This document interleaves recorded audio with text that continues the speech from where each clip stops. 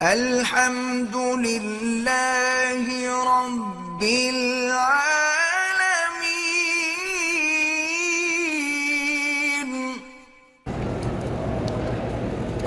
ہم 30 نومبر کو مدینے سے مکہ آئے، ایک عدد بیگ کسی سواری کا ہمارے سامان کے ساتھ اتر گیا۔ بہرحال یہ ہے کہ انتظار کریں، اس میں کوئی ایڈریس ہو تو تلاش کریں اور مالک کو پہنچائیں، اگر نہ ہو تو بالکل جب آخری حد ہو جائے تو غریبوں میں تقسیم کرتے ہیں۔ ایک آدمی نے عمرہ کیا، طواف کیا، صفا مروہ کرنے کے بعد کپڑے تبدیل کر دیے اور سو گیا، حلق نہیں کرایا۔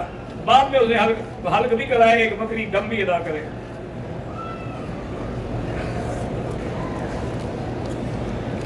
اگر عورت نماز میں آگے ہے، مثلا یہی نماز جو مثلا عشاء پڑھ رہے ہیں، آگے بھی عورت ہے، نماز نہیں ہوگی۔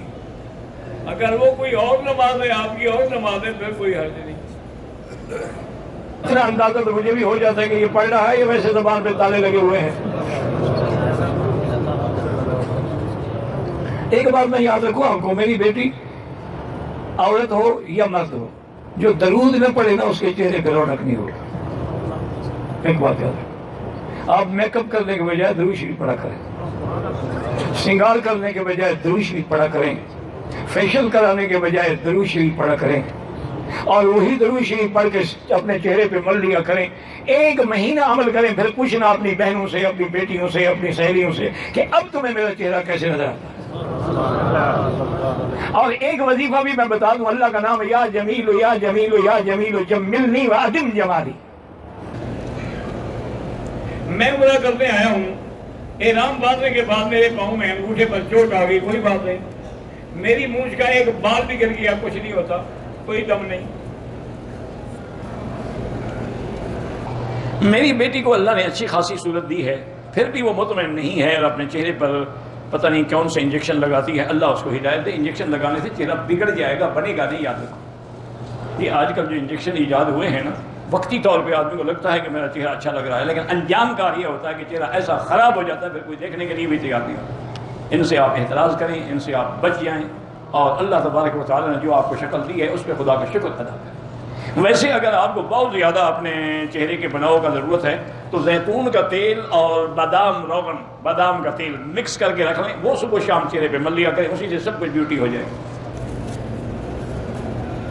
سرکار دو عالم صلی اللہ علیہ وسلم کے مدینے میں جب جائیں، جتنی دیر رہیں درود شریف پڑھتے رہیں، اور جب سامنے جائیں تو الصلاۃ والسلام علیک یا رسول اللہ، الصلاۃ والسلام علیک یا حبیب اللہ، الصلاۃ والسلام علیک یا خیر خلق اللہ، جتنا مختصر ہو اتنا سلام پڑھ کے آگے جائیں۔ بہرحال میں نے یہ نہیں کہا تھا صرف، بلکہ حدیث میں ہے کہ حجج النسب عمر قطر ینفی عن الذنوب والفقر، کہ زیادہ عمریں کرو تو گناہ بھی مٹے گی اور فقیری غریبی بھی مٹے گی۔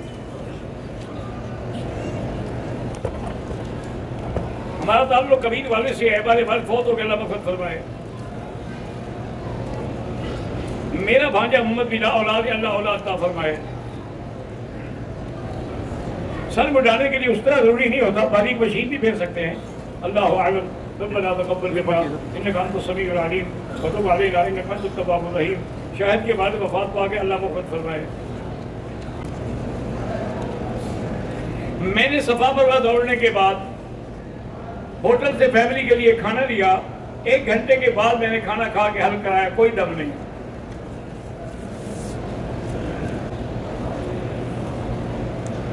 ایک آدمی نے 2 رکعت واجب طواف ادا نہیں کیے، پھر اور طواف کا بعد میں دونوں کے کر لے۔